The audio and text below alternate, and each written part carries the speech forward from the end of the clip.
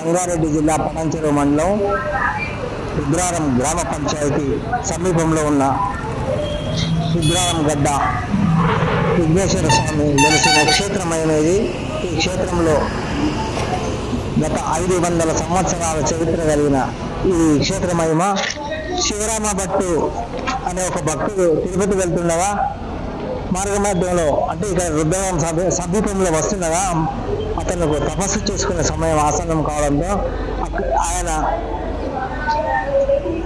సింధూరంతో గణపతిని తయారు చేసి స్వామివారికి ఇక్కడే ఇదే స్థలంలో విజువల్స్లో ఒకసారి చూడండి.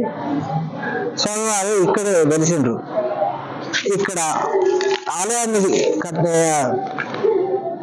ఆలయ నిర్మాణం కోసము మక్కం దాస్ అనే ఒక భక్తుడు ఇక్కడికి రావడం జరిగింది.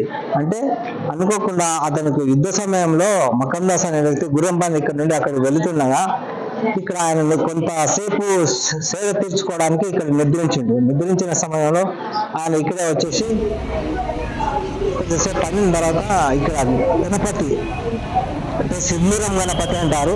సింధూరం గణపతి ఏమన్నారంటే, స్వామి మరి నాకు ఇక్కడ దేవాలయాన్ని మీరు నిర్మించాలి అంటే సరే నేను మొక్కుని నేను తప్పకుండా నెరవేరుస్తాను అని చెప్పేసి స్వామివారు ఒప్పుకున్నారు. ఈ నేపథ్యంలో ఇక్కడ గుడి నిర్మాణం చేయడం జరిగింది. అంటే ఈ చరిత్ర 500 సంవత్సరాల చరిత్ర కలిగిన ఈ గణపతి గడ్డ గణేష్ సమీపంలో ఈ స్వామివారు వెలిచారు. అనంతరం అక్కడ మన భక్తుడు శివరామ భట్టు తిరుపతి నుండి వెలిశారు. ఈ స్వామివారికి తిరిగి తూర్పు, పడమర, ఉత్తర, దక్షిణ దేవాలయం నిర్మాణం సరిహద్దులలో ఇక్కడ శ్రీ బాలసుబ్రహ్మణ్య స్వామి వెలిచాడు. అదే విధంగా పెట్టుకుని ఇక్కడ లక్షలాది మంది ప్రతి ఆది మంగళ వారాల్లో హైదరాబాద్, సిద్దిపేట, కర్ణాటక ఇక్కడ వచ్చేసింటారు.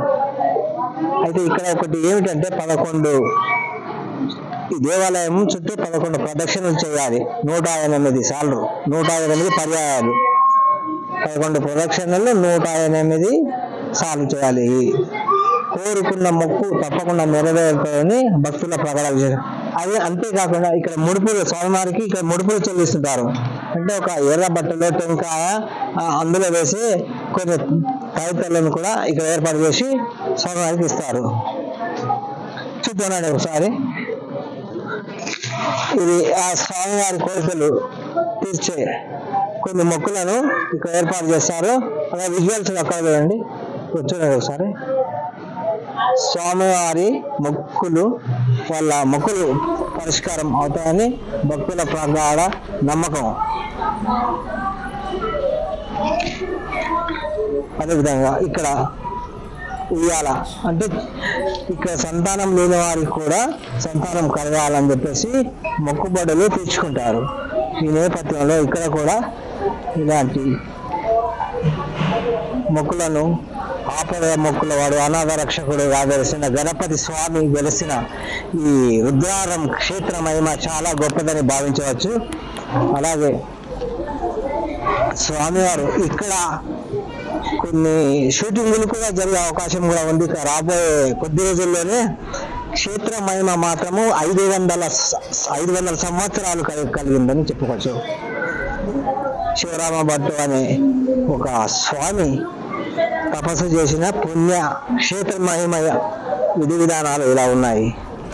ఈ క్షేత్ర మహిమను బట్టి మనం అందరూ 11 సార్లు గుడి ప్రదక్షిణ చేయడమే కాకుండా 108 సార్లు పూర్తి చేయవలసిన అవసరం ఎంతైనా ఉంది. అప్పుడు అనుకున్న కోరిక తప్పకుండా నెరవేరుతుందని భక్తుల ప్రగాఢ విశ్వాసం, ప్రగాఢ నమ్మకం.